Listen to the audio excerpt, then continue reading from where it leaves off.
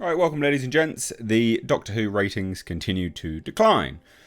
So we've got initial numbers and then total viewership numbers as well, because there is a slight discrepancy between sort of live viewership numbers and then the total racked numbers. But between all of them, between each and every single one of those figures, there is a decline. And it just goes to show people were excited for David Tennant coming back, and then they've seen the direction that it's going on, or going in, with Russell T Davies, and then they are checking out. And the reviews sort of indicate that as well, quite frankly. So let's take a look. Hit subscribe if you're new here, folks. You know, no pressure if not, but if you enjoy videos like this, hit subscribe and turn the bell notifications on. So there are overnight ratings currently for the third anniversary special, which was called The Giggle. This was set up by Russell T Davies in the weeks coming to the show, or the episode being released, as very, very controversial, and things moving forwards will be very, very controversial. So he'd already primed people to dislike it. Not very smart, but I guess the heads up, you know, some people would have thanked him if they stayed on anyway. So let's take a look, right? So the initial numbers of the Star Beast was 5.08. Then the total clocked in numbers when they came in was 7.61 million. So, yeah, it's higher. You know, I mean, it's essentially 50% higher, isn't it? But these are still not good numbers by comparison to David Tennant's original Doctor Who numbers. Which is important to note. You know, they've lost fans along the way. People are pretty sick to death of Doctor Who generally. It was in decline because of terrible writing. And then the overnight ratings for the show's second episode, which was Wild Blue Yonder, declined again. So this is comparing like for like overnight ratings. It dropped by 5% to 4.83 million.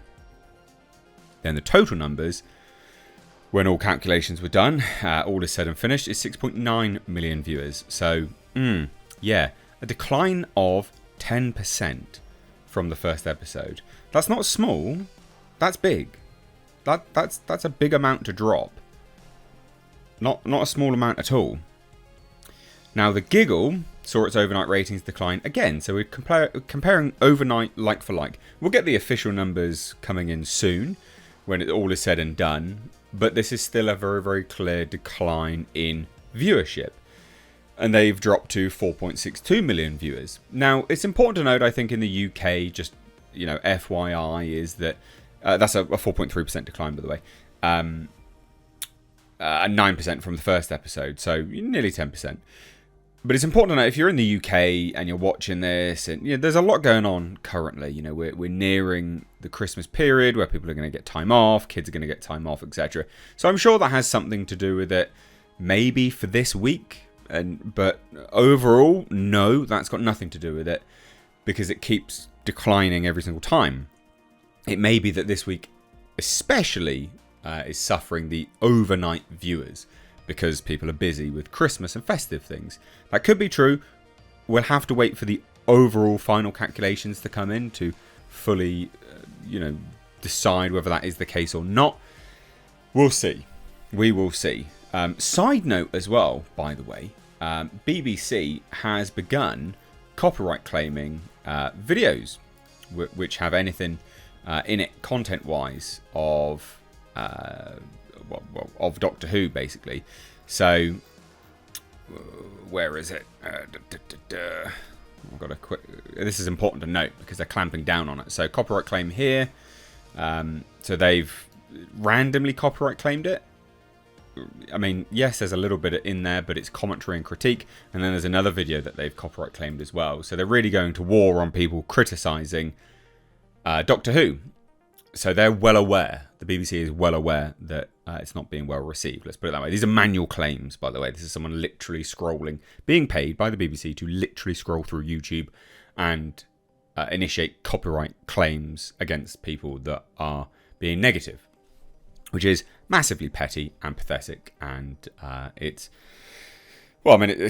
fraud, essentially, because these kind of videos are fair dealings and fair use and exempt under copyright law.